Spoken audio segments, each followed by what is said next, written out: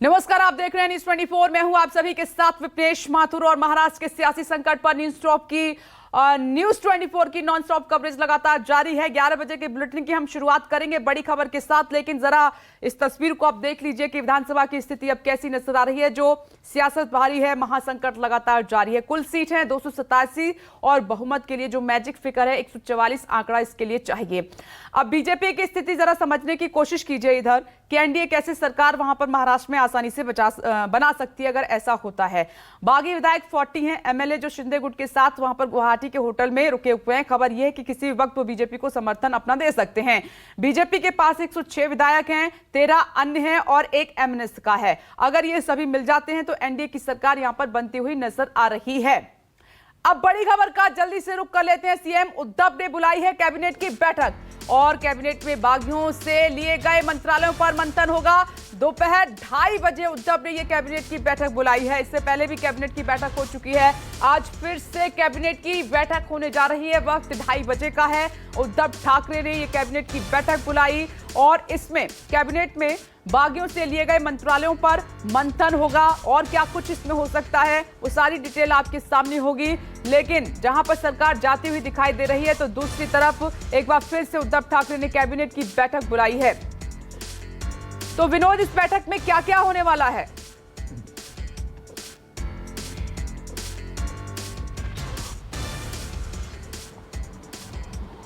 देखिए, ये कैबिनेट की जो बैठक है वो बैठक आज दोपहर 2:30 बजे के करीब उद्धव ठाकरे ने बुलाई है और वर्चुअली तरीके से मुख्यमंत्री उद्धव ठाकरे उसमें शामिल होंगे। और जो कल एकनाथ शिंदे समेत जो कैबिनेट मंत्री और राज्य मंत्री एकनाथ शिंदे के पाले में चले गए हैं, उनके जो विभाग जो दिए गए हैं दूसरे मंत्रियों को और कांग्रेस एनसीपी के मंत्रियों को, तो उनको मार्गदर्शन वो करेंगे।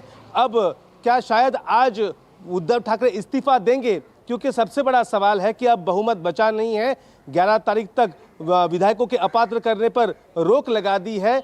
तो क्या ऐसे में अब 2 बार कल एक भारतीय जनता पार्टी के वरिष्ठ सूत्रों ने हमें बताया था कि मुख्यमंत्री उद्धव ठाकरे ने 21 और 22 तारीख को मुख्यमंत्री पद से इस्तीफा देने का मन बना लिया था, लेकिन उन्हें शरद पवार ने रोका। लेकिन अब क्या आज जो कैबिनेट की बैठक है उस कैबिनेट में बैठक में ये उद्धव ठाकरे ऐलान कर सकते हैं, लेकिन ऐसा संभव नहीं लगता। कहीं ना कहीं उद्धव ठाकरे पर शरद पवार का प्रेशर और कांग्रेस का प्रेशर जरूर है। लेकिन आज जो बैठक होगी उसमें जो नए विभाग जो दिए गए हैं, नए मंत्रियों को जो विभाग दिए गए नए, तो उस बारे में वो मार्गदर्शन करेंगे।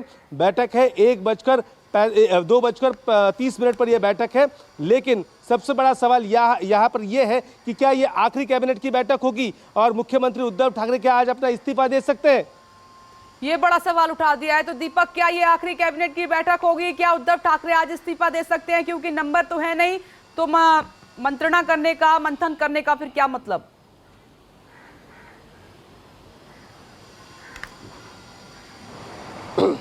जी, आपको बताएं, एक तरफ राज्यपाल की तरफ से तमाम जो जीआर अलग अलग मंत्रियों के द्वारा तमाम जो कामों को लेकर हस्ताक्षर किए गए थे, जीआर जारी किया गया था, उसको लेकर भी राज्यपाल की तरफ से पूछा गया है कि 22, 23 और 24 को तकरीबन 180 से ज़्यादा जो जीआर जो सामने आए थे उसको लेकर भी पूछा गया है। तो उस पर भी कैबिनेट बैठक में फैसला लिया जाएगा। इसके साथ साथ सरकार का जो काम है वो पूरी तरह से रुका पड़ा है। तकरीबन अगर 1 हफ्ते से बात की जाए तो सरकारी महकमों में अलग अलग डिपार्टमेंट में ना ही ट्रांसफ़र पोस्टिंग की कुछ बात हो पा रही है, यहाँ तक कि जो अधिकारी हैं जिनकी पोस्टिंग होनी थी वो भी पूरी तरह से रुकी है।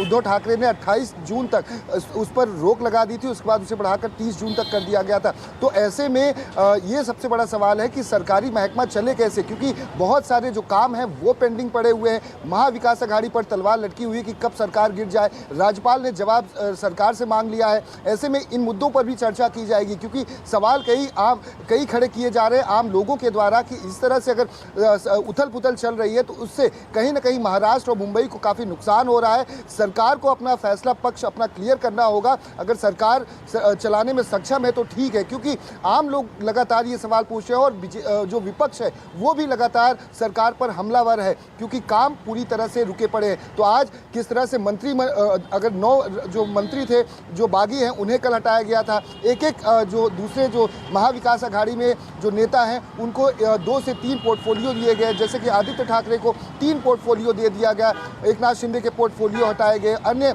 जो बागी विधायक थे जिनको जो मंत्री पद पर थे उनके हटाए गए। तो इस पर चर्चा की जाएगी और इसके साथ साथ आगे की रणनीति क्या है, क्या कि अब इनके पास संख्या बल मौजूद नहीं है, क्योंकि कल रात को ही यहाँ पर एक बड़ी बैठक हुई है। तमाम जो महाविकास आघाड़ी सरकार में मंत्री हैं या नेता हैं वो यहाँ पहुँचे थे, चाहे एनसीपी की बात की जाए, चाहे कांग्रेस की बात की जाए या फिर शिवसेना के बड़े नेताओं की बात की जाए, तो सभी ने उद्धव ठाकरे से एक बैठक यहाँ पर लंबी की है और उसी के तहत ये 2:30 बजे की बैठक रखी गई है कैबिनेट की, जहाँ पर अनेकों मुद्दों पर चर्चा की जाएगी। आखिर आगे अब महाविकास आघाड़ी की रणनीति क्या होगी।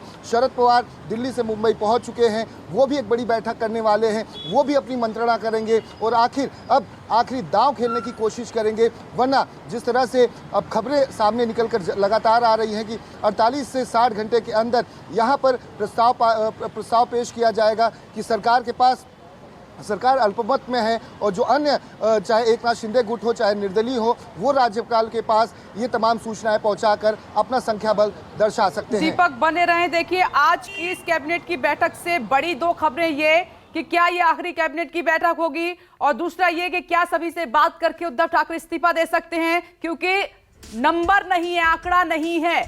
एक और खबर। नमस्कार, मैं हूं मानक गुप्ता।